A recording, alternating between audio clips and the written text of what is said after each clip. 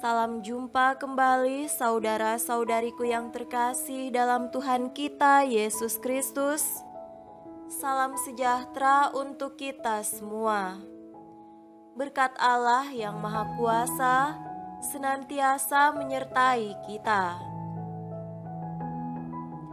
Marilah kita mendengarkan dan merenungkan bacaan-bacaan kitab suci hari Kamis tanggal 21 Juli tahun 2022. Bacaan pertama dari kitab Yeremia pasal 2 ayat 1 sampai 3, dilanjutkan dengan ayat 7 sampai 8 dan ayat 12 sampai 13. Firman Tuhan datang kepadaku bunyinya, "Pergilah memberitahukan kepada penduduk Yerusalem dengan mengatakan, beginilah firman Tuhan. Aku teringat kepada kasih-Mu pada masa mudamu, kepada cintamu pada waktu engkau menjadi pengantin, bagaimana engkau mengikuti aku di padang gurun, di negeri yang tiada tetaburannya. Ketika itu Israel kudus bagi Tuhan, sebagai buah bungaran dari hasil tanahnya. Semua orang yang memakannya menjadi bersalah, malapetaka menimpa mereka. Demikianlah firman Tuhan. Aku telah membawa kamu ke tanah yang subur untuk menikmati buahnya dan segala yang baik daripadanya.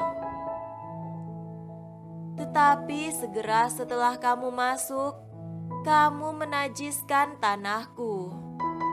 Tanah milikku telah kamu buat menjadi kekejian. Para imam tidak lagi bertanya, di manakah Tuhan? Orang-orang yang melaksanakan hukum tidak mengenal aku lagi, dan para gembala mendurhaka terhadap aku. Para nabi bernubuat demi Baal, mereka mengikuti apa yang tidak berguna. Tertegunlah atas hal itu, hai langit, menggigil dan gemetarlah dengan sangat, demikianlah firman Tuhan. Sebab 2 kali umatku berbuat jahat, mereka meninggalkan aku, sumber air yang hidup, untuk menggali kolam bagi mereka sendiri, yakni kolam yang bocor, yang tidak dapat menahan air. Demikianlah sabda Tuhan. Syukur kepada Allah.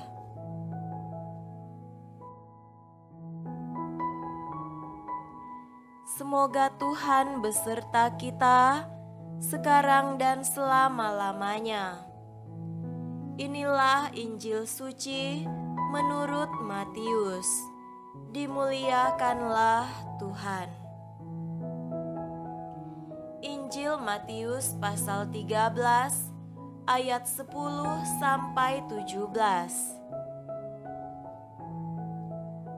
Maka datanglah murid-muridnya dan bertanya kepadanya, "Mengapa engkau berkata-kata kepada mereka dalam perumpamaan?" Jawab Yesus, "Kepadamu diberi karunia untuk mengetahui rahasia kerajaan sorga, tetapi kepada mereka tidak.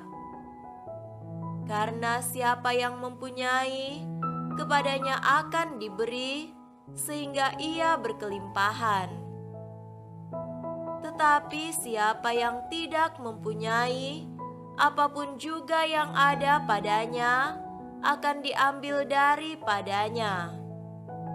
Itulah sebabnya aku berkata-kata dalam perumpamaan kepada mereka.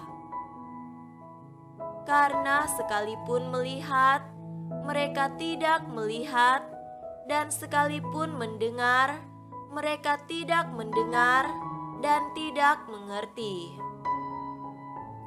Maka pada mereka genaplah nubuat Yesaya yang berbunyi, "Kamu akan mendengar dan mendengar, namun tidak mengerti.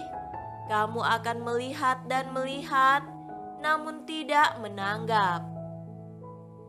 Sebab hati bangsa ini telah menebal, dan telinganya berat mendengar, dan matanya melekap tertutup, supaya jangan mereka melihat dengan matanya, dan mendengar dengan telinganya, dan mengerti dengan hatinya, lalu berbalik sehingga aku menyembuhkan mereka."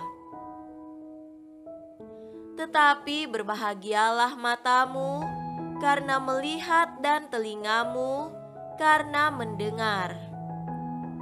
Sebab aku berkata kepadamu, sesungguhnya banyak nabi dan orang benar ingin melihat apa yang kamu lihat, tetapi tidak melihatnya, dan ingin mendengar apa yang kamu dengar, tetapi tidak mendengarnya. Demikianlah sabda Tuhan. Terpujilah Kristus.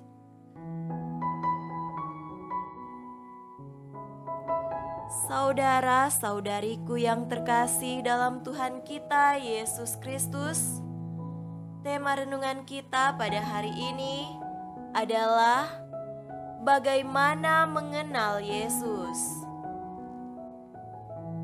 Philo adalah seorang mahasiswa yang rajin. Dia selalu datang ke ruang kuliah lebih dahulu dari semua temannya yang lain. Matanya terbuka menatap dosen di depan kelas. Wajahnya terlihat serius mendengarkan setiap penjelasan dosen. Nampaknya dia mengikuti dengan baik semua proses perkuliahan. Tapi ketika ujian semester tiba, diketahuilah bahwa dia mendapatkan hasil yang amat buruk di luar sangkaan banyak orang.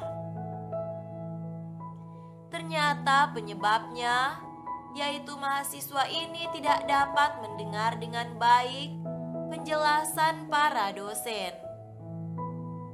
Pendengarannya terganggu. Matanya juga tidak dapat melihat dengan baik slides yang ditampilkan di muka kelas. Dia menderita rabun jauh.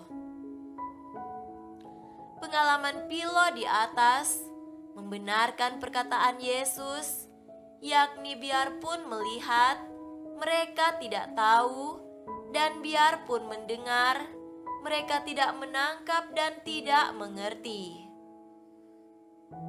Itulah sebabnya Yesus menegaskan betapa pentingnya mata untuk melihat dan telinga untuk mendengar, serta hati untuk memahami dan percaya.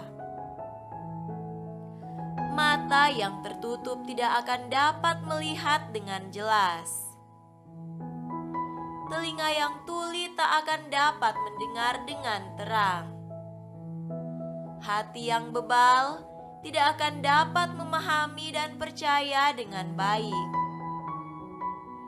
Maka bukalah mata terhadap sakramen-sakramen gereja. Pasanglah telinga terhadap firman Tuhan. Bukalah hati untuk mengenal dan mengalami cinta Tuhan yang menjadi nyata dalam persekutuan gerejani. Karena dalam sakramen-sakramen gereja, dalam kitab suci dan persekutuan gerejani, Yesus dimaklumkan dan dirayakan. Dialah yang ingin dilihat oleh para nabi, tetapi tidak dapat mereka lihat, ingin didengar, tetapi tidak dapat mereka dengar. Itu berarti kita yang melihat dan mendengar Yesus sungguh adalah orang-orang beruntung. Saudara-saudariku terkasih, Yesus menunjukkan kasih-Nya dalam hidup gereja. Yesus memperdengarkan petunjuk-petunjuk hidup dalam setiap liturgi yang kita rayakan untuk mengantar kita pada kebahagiaan. Yang diperlukan dari kita yaitu membuka mata, telinga, dan hati kita dengan benar. Itu berarti bahwa kehadiran dan partisipasi aktif menjadi tuntutan. Dengan begitu, kita dapat mengenal Yesus dengan baik. Pengenalan kita akan melahirkan cinta, cinta melahirkan pelayanan, dan pelayanan melahirkan kebaikan. Semoga demikian. Amin.